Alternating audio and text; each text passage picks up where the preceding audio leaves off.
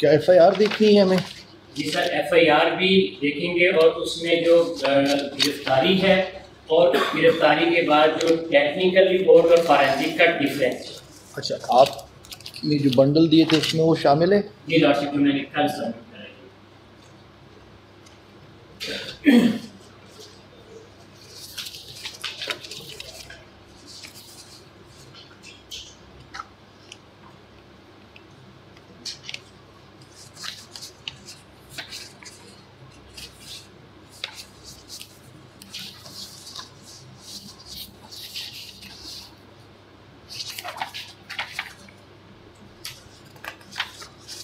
इनमें वो नहीं मिल रही।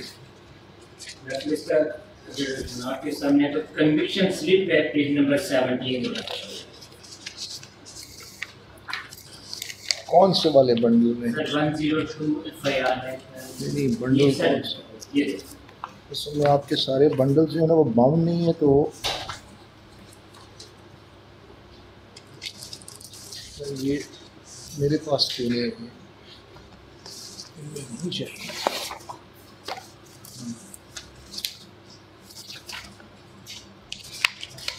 वन 102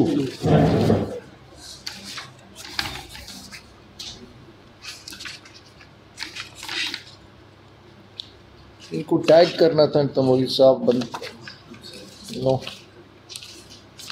ये टैग नहीं है, तो एक एक सफ़ा देखना पड़ रहा है कि ये इसमें तो मुझे नहीं मिल रही। इसमें सिर्फ FIR 22 है टॉप पे।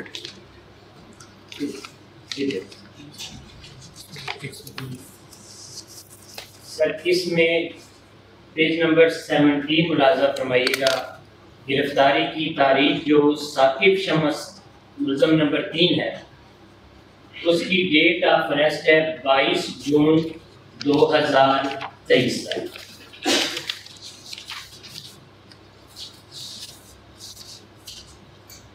जी लॉर्डशिप, इसका सीजर मेमो बनता है 22 जून 2023 को।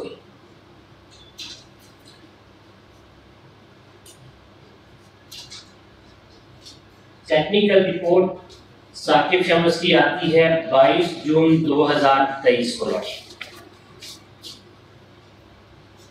जबकि जो फॉरेंसिक आती है ऐसी फॉरेंसिक की रिपोर्ट जमा होती है 18 जून 2022 को, और उसमें कहा जाता है कि जो हमने मटेरियल जो है वो पेज नंबर 37 अगर मुलाहिजा फरमाएंगे 18 जून को। जी सर, उसके नीचे जो ऑफिसर के साइन है, जो फॉरेंसिक रिपोर्ट के एंड जो उन्होंने साइन किए हुए हैं सर, वो गालिबन 17 या 18 जून है सर।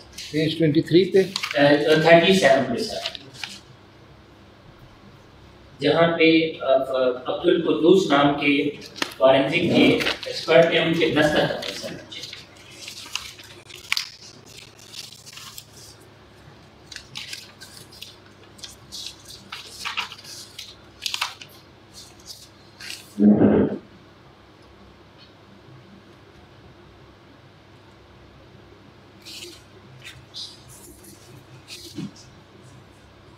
क्या ये पेज 37 मेरे सामने है,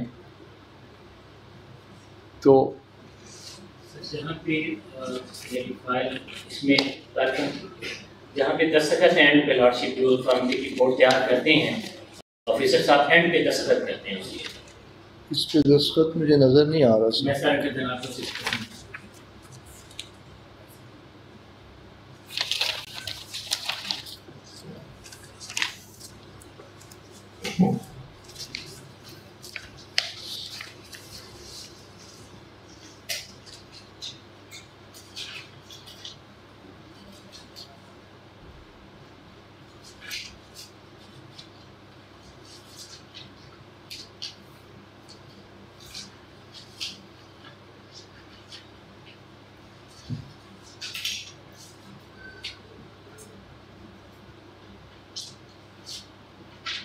सर पेज 33 पे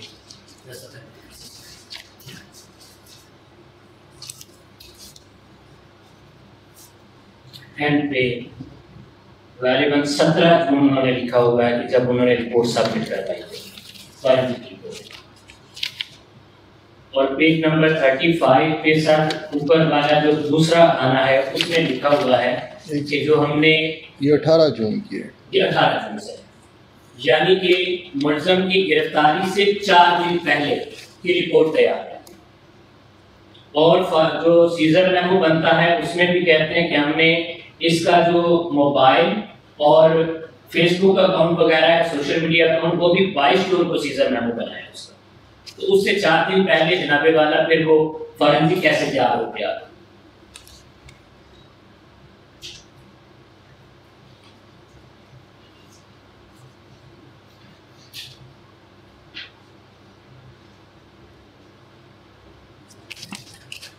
और अगला कौन सा सफ़ा बताया आपने? ये 35 लार्डशिप ऊपर से जो दूसरा खाना 13 जून 2023 लिखा है उसमें सर।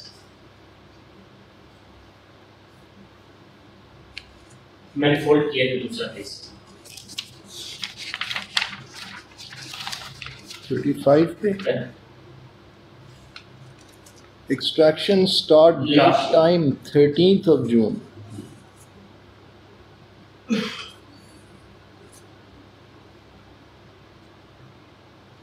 ये कैसे हो गया? ये वो गैप है कि जी आपने गिरफ्तार तो 22 को की है, तो फॉरेंसिक रिपोर्ट 18 को कैसे तैयार होगी? नहीं, इसमें तो ये लिखा है कि एक्सट्रैक्शन नहीं सर, स्टार्ट टाइम भी जो है वो 13 जून का जी है। लार्डशिप एक्सट्रैक्शन जो वो एक्सट्रैक्शन क्या है? Extraction of data from the device, वो 13 जून से इन्होंने एक्सट्रैक्ट करना शुरू किया है। इसका कौन है? मुदस्सर शाह साहब की वो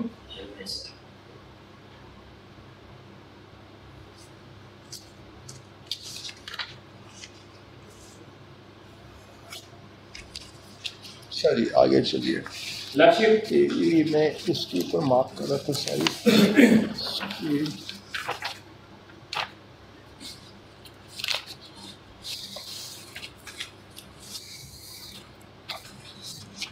102 of 23।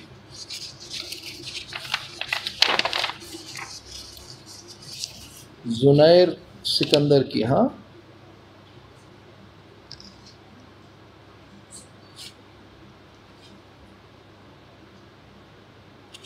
आमिर जफर।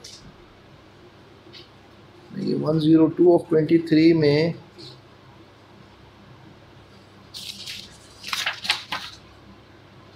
एप्लीकेंट आ रहा है M Imran.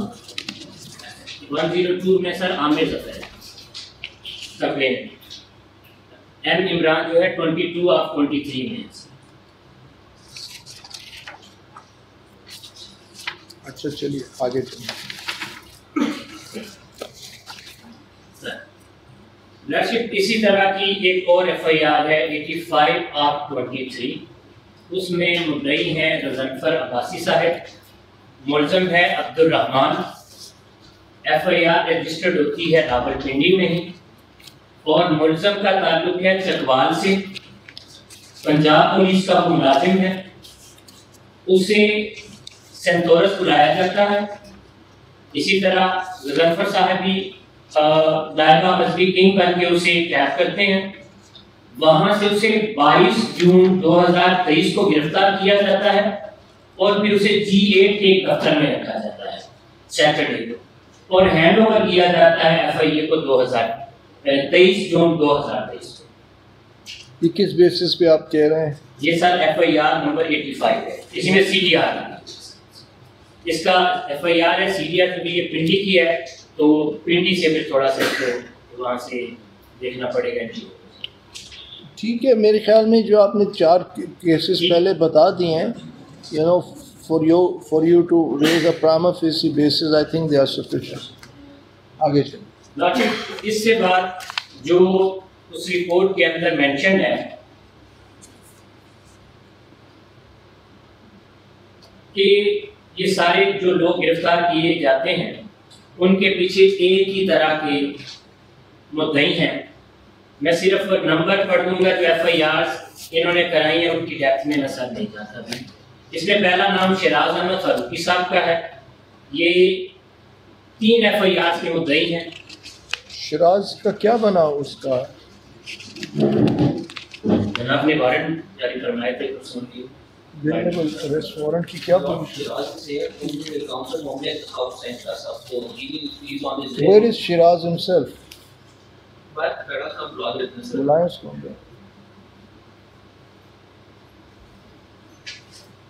FIR number 102 of 22 इसमें रावल की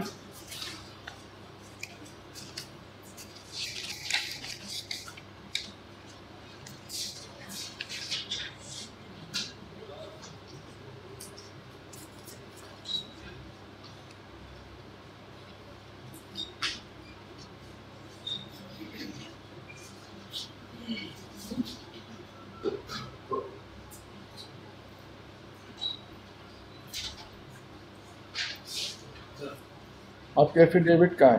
सर एफिडेविट कौन सा ला रहे हैं तो आपको भेज रहे हैं मेरे लिए 10 मिनट में पहुंच गए। एफिडेविट आपने जमा कराना था, आपके काउंसिल ने जमा नहीं कराना था। सर उनसे बात हुई थी, मैंने उनको मुलाकात किया अपने दोस्तों के साथ। एफिडेविट है कहाँ आपका? बस अभी 5 मिनट में पहुंच गया। आपने दिया है एफिडेविट? बना लिया सर। किधर है आपके वकील साहब? अभी बात हुई थी, मतलब रोड पे थे, 10-15 मिनट पहुंच गए। वो जैसे ही आते हैं उनको लाके एफिडेविट पेश करें। नहीं अभी बैठ जाए। जी तुम बोलो सर। सर इसमें 3 FIR के ये मुद्दई हैं और इसी रिपोर्ट में लिखा गया है कि जब ये इस्लामाबाद में FIR करवाते हैं तो एड्रेस इस्लामाबाद का लिखते हैं, और अगर पिंडी में कोई FIR करवाते हैं तो ये पिंडी का एड्रेस लिखते हैं। FIR नंबर 102 में इनका एड्रेस है flat number E1 Wahab plaza Jamia Masjid road Rawalpindi, और जो इनकी इस्लामाबाद की FIR है उस FIR नंबर 26 ऑफ 22 उसमें office number 2 first floor Sadiq chamber Sitara market sector G7 Islamabad. Sir ये इनकी तीसरी FIR है। FIR नंबर 30 ऑफ 23 ये रावलपिंडी की है, इसमें वही वहाब प्लाजा वाला एड्रेस इन्होंने मेंशन किया हुआ है। दीगर अफराद में जो लोग शामिल हैं वो उनके नाम लिखे हुए हैं तरतीब से। सर राव अब्दुल रहीम साहब, ये सारी इंफॉर्मेशन पहले भी वो मुझे दूसरे काउंसिल दे चुके हैं। राशिद मैं ये सिर्फ FIR जनाब का वक्त बचाने के लिए सिर्फ आपके इस ब्रीफ के अंदर ये लिखी हुई है ना, आपने इनके पर्टिकुलर्स लिखे हैं। जी ठीक है सर। इनकी सॉफ्ट कॉपीज भी दीजिएगा तो मैं सर उनको, ताकि ठीक आगे चलिए। सर ये FIR का जिक्र करने के बाद जो नेक्स्ट पॉइंट उस रिपोर्ट के अंदर मेंशन है राशिद, तो मौलवी साहब आज आपने कंक्लूड करना है। मैं आपको जी राशिद अगला फरमाते हैं अपना टारगेट हजारों की तादाद में है जिसको ये दिन ब दिन बढ़ा रहे हैं। राशिद अगर जनाबे वाला 31 जनवरी 2025 का ऑर्डर मुलाजा फरमाए तो उसमें एक कौंसल तशरीफ फरमा थे काजी आदिल अजीज साहब, उन्होंने रेफरेंस दिया था कि सर 10 से 12 लाख लोग सोशल मीडिया पे इसराइल और फ्रांस से फंडिंग लेकर ब्लास्फेमी कर रहे हैं, जिस पे जनाब ने पैराग्राफ नंबर 7 में ये TOR भी बनाया था कि फंडिंग का भी तारीफ किया जाएगा। तो जब हजारों की तादाद इस रिपोर्ट में है, लाखों की कौंसल फरमा रहे हैं, तो इसका मतलब यह है कि लाखों का इल्म इन्हीं को है, हजारों का इल्म भी इन्हीं को ही है। इस रिपोर्ट के अंदर मेंशन होने वाला ये जुमला इन्हीं के अपने बयानात से इस रिपोर्ट की तारीफ करता है।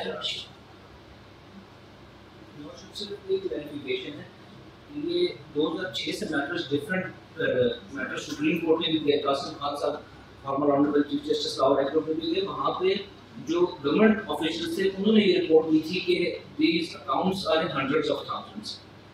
वो शायद काजी साहब का उसमें इशू नहीं था कि उन्होंने बताया उन रिपोर्ट्स के अंदर जो सुप्रीम कोर्ट में और हाई कोर्ट में सबमिटेड है that hundreds of thousand these accounts are off. Lordship next point ये है कि सिर्फ मुल्ज़िमों के लिए यकतरफा कार्रवाई होती है। लॉर्डशिप ये कल भी मैंने अर्ज कर दी थी कि जब भी किसी बंदे को गिरफ्तार किया जाता है इस बात का तयन नहीं किया जाता क्या मुद्दई के मोबाइल की भी कोई फ्रांसिक होनी है या नहीं होनी।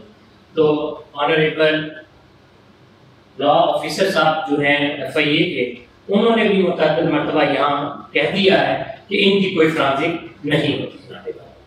ये वन साइडेड सारी की सारी कार्रवाई चलती है। दूसरा, कोई भी वो सलमान अमान जो काफ़ी हद तक कह रहा था उस फ्रांसिक की जरूरत नहीं पड़ी, लेकिन मैंने जो रिकॉर्ड करवाया मोर देन 20 लोग हैं जिनके मुद्दई के भी जो फ्रांसिक यूज है।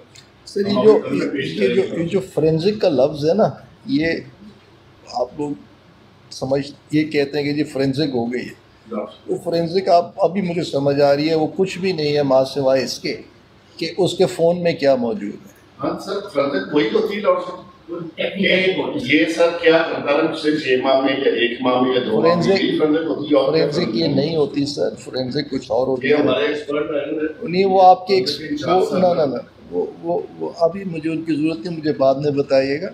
लेकिन ट्रैफिक एनालिसिस आप लोग नहीं करते जो कि असल चीज़ हो, राइट। आप सिर्फ देखते हैं कि फ़ोन पे क्या मौजूद है। मुद्दई के फ़ोन में तो वो जो मर्ज़ी है डेटा डिलीट करना चाहे वो डिलीट करके आपको देगा।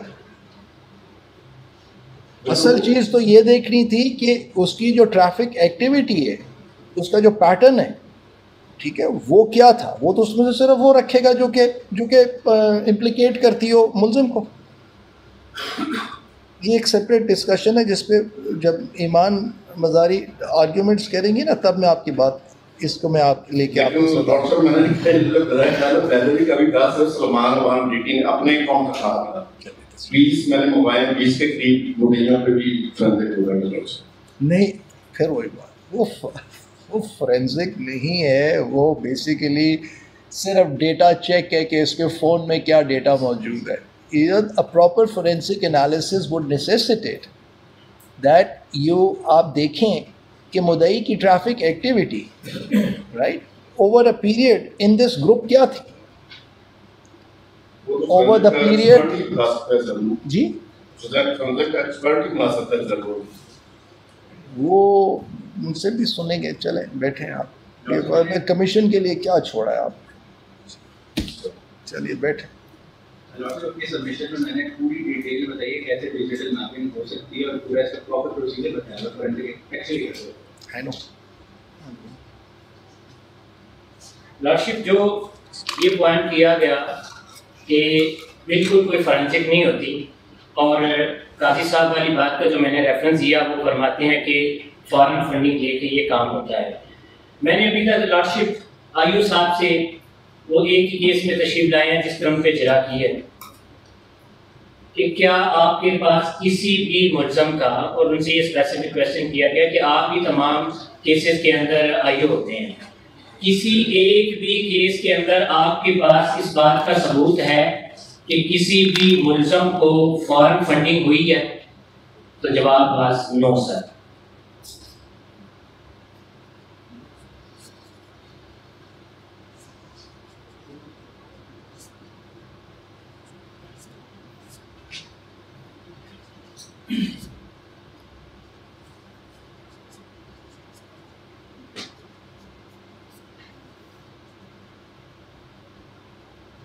जी।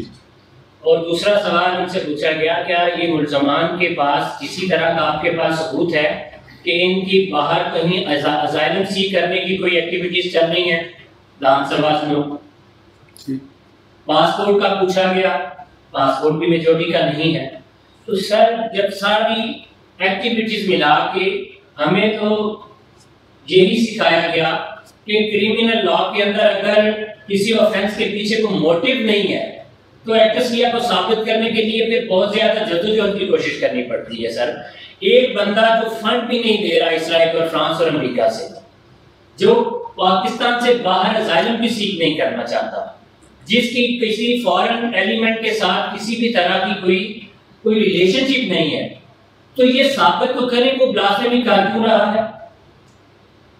ये साबित अभी तक कहीं पे भी नहीं हुआ कि क्या वो बाकी इल्जाम लगाना बड़ा आसान है। पाकिस्तान में तो सबसे सस्ता इल्जाम ये है कि ये बाहर के मुल्कों से पैसे लेके तो ये काम कर रहा है, उसको साबित नहीं किया जा सकता अभी तक, और कहीं पे भी नहीं किया गया। अगली गुजारिश ये है सर, उसी रिपोर्ट के अंदर आखिरी पॉइंट जो है उस रिपोर्ट से रिलेटेड वो ये है कि एक कत्ल सैयद अब्दुल्ला शाह बना हुआ, उसमें डेप्थ में मेरे कोलीग बात कर चुके हैं। मेरा सवाल सिर्फ उस हद तक ही है कि जिस बंदे के खिलाफ यानी अब्दुल्ला शाह के वालिद के खिलाफ 295C की इंक्वायरी शुरू हुई थी, वो खत्म क्यों हो गई आज? और क्या मुअज़्ज़ज़ ऑफिसर साहब ये बता सकते हैं कि और कितनी इंक्वायरियां हैं जो खुली और वो बंद हो गई सिवाय इस केस के?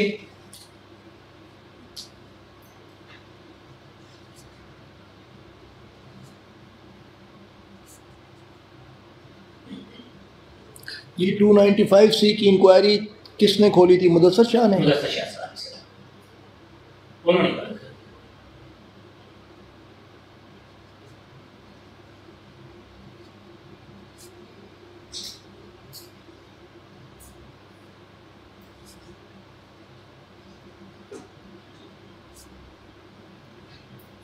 न सिर्फ इंक्वायरी शुरू हुई सर, तमाम डिवाइसेस जो हैं वो भी कन्फिस्केट कर ली गई, लेकिन उसके बाद फिर आगे कुछ नहीं हुआ।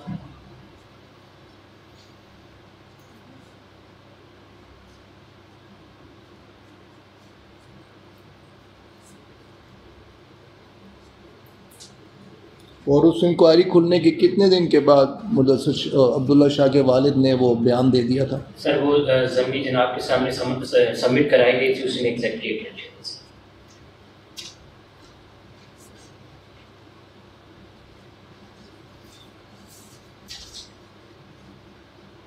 तो आपकी इम्प्लीकेशन ये है कि मुदस्सर जब वो ये एक्विजिशन इनका नंबर इस्तेमाल हुआ, चलान में जिक्र आया कि इनका नंबर इस्तेमाल हुआ है, मुदस्सर शाह की ट्रांसफ़र इस्लामाबाद हुई, उसने 295C की इंक्वायरी खोली इसके फ़ादर के ख़िलाफ़। फ़ादर ने आके अदालत में बयान दे दिया कि मैंने अपनी तहकीक कर ली और ये बेगुनाह है, और उसके बाद फिर वो 295C की इंक्वायरी आगे चलाई। इंक्वायरी भी खत्म हो गई और जिन लोगों पे इल्ज़ाम था कत्ल का उनके खिलाफ भी आगे कोई कार्रवाई। हाँ, किन पे इल्ज़ाम था? अब्दुल रहीम साहब पे। इन पे तो इल्ज़ाम नहीं था, ये तो मुल्ज़िम नहीं रखे गए थे उसमें। नहीं सर, वो जो 342 में है उसमें ये इनका जिक्र आया था। नहीं, लेकिन मुल्ज़िम तो नहीं थे ना, चला मुल्ज़िम नहीं थे, लेकिन एक लिंक बन रहा था। तो मुझे ये बताइए कि मैंने नहीं देखी हुई ना केस फाइल देखना और होता है। वो अगर ये मुल्ज़िम नहीं थे तो वालिद को ये बयान क्यों देना ज़रूरी समझा कि ये मैंने तहकीक कर ली है और ये बेगुनाह है, इनका कोई ताल्लुक़ नहीं है? उसमें जो उनकी इन्वेस्टिगेशन थी और जो ज़िमनी की बेटर कॉपी थी मैंने प्रोवाइड की है, उसके अंदर उन्होंने बड़े ठोस शवाहिद के ऊपर ये कहा था कि the only sole person of interest is advocate Abdul Rahim. अभी तो उन्होंने इनको अरेस्ट करना था, कोई रिमांड लेना था, तफ्तीश करनी थी, तो मामला आगे बढ़ना था। उससे पहले ही मुदस्सिर शाह को हरियटली वहाँ से लाया गया लाहौर से, यहाँ आके उन्होंने पहला काम भी किया कि उनके वालिद साहब को इंक्रिमिनेट किया, उन्हें कहा कि आप पे 295C का होगा और उनसे बयान दिलवा दिया, इससे पहले कि पुलिस कुछ कर सकती। नहीं, लेकिन चालान तो सबमिट हो गया था ना, वाज इट इंटरिम चालान? होगा भी फाइनल फाइंडिंग तो क्लियर नहीं होगी, उससे पहले उन्हें रोक दिया गया। नहीं, ये होगा नहीं ना, या आप मुझे बताएं कि वो इंटरिम चालान था या फाइनल चालान था? Unfortunately, I don't have my compendium right now, but my lord has a copy of the compendium, जिसके अंदर वो ज़िमनी की बेटर कॉपी है, सारी की सारी मुकम्मल है। उन्होंने पूरा मैप बनाया कि अब्दुल रहीम साहब का नंबर उस रात जहाँ बच्चा हुआ और है वहाँ था, उस लड़की से रास्ते में था, जहाँ बॉडी डंप हो रही है वहाँ तक गया उनका नंबर। तो ये सारा तो ज़िमनी के अंदर उन्होंने ये काम किया। उन्होंने वो जो नंबर था द मिस्टीरियस ईमान जी, जिसका नंबर ये मानते हैं कि ये मेरा नंबर था जी, वो CDR में डेड बॉडी के करीब तक आइडेंटिफाइड है। उन्होंने मैप नक्शा बनाया, उन्होंने एक पूरा पाथ बनाया कि कहाँ से नंबर होता हुआ उसका कहाँ तक गया। तो वो सारी उनकी तो बहुत बेहतरीन इन्वेस्टिगेशन थी। उन्हें रोक लिया गया क्योंकि वालिद साहब से बयान दिलवा दिया गया।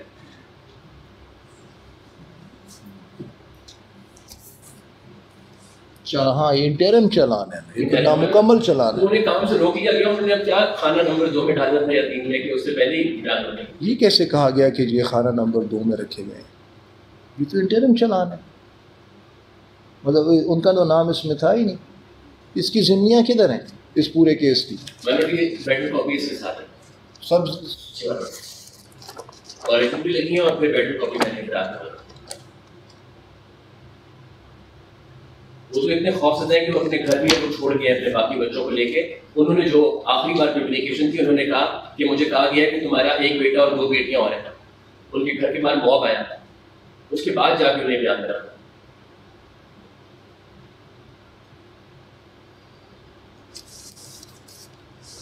अच्छा,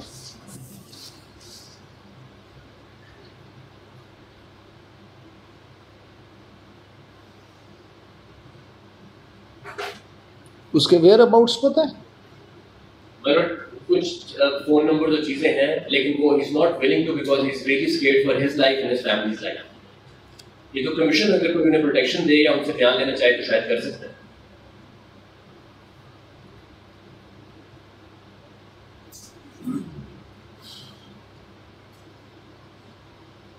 और इसमें मुदस्सिर शाह साहब ने सिर्फ ये नहीं किया जो उनका ये रोल था, बल्कि उन्होंने जो शालीमार थाने की इन्वेस्टिगेशन थी उसको भी रिट्रैक करने की कोशिश की, by giving in 2 other names of Nazakat and another individual कि इन्होंने ये मर्डर किया है।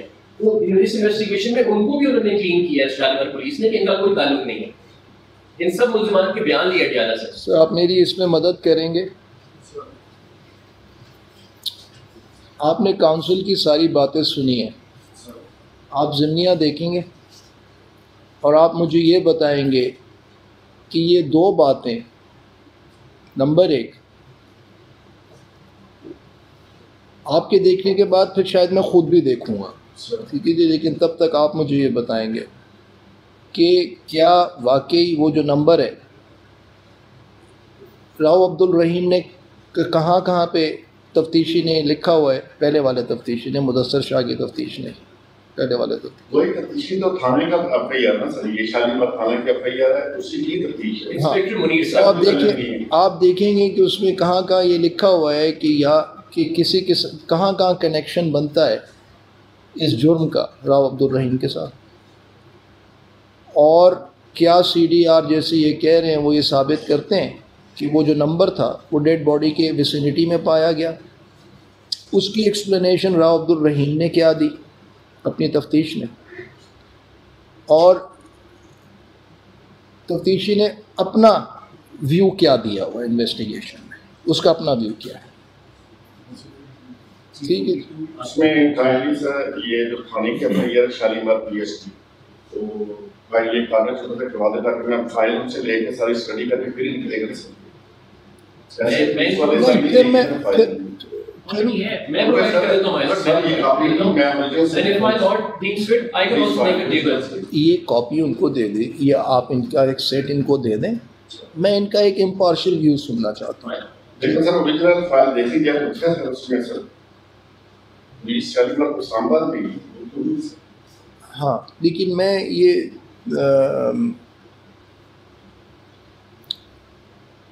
सर ये फिर आपसे नहीं मैं करवाता, ये मैं फिर किसी, इसको मैं खुद ही देखता हूँ फिलहाल। Well, I believe there was an आपके सर superintendent of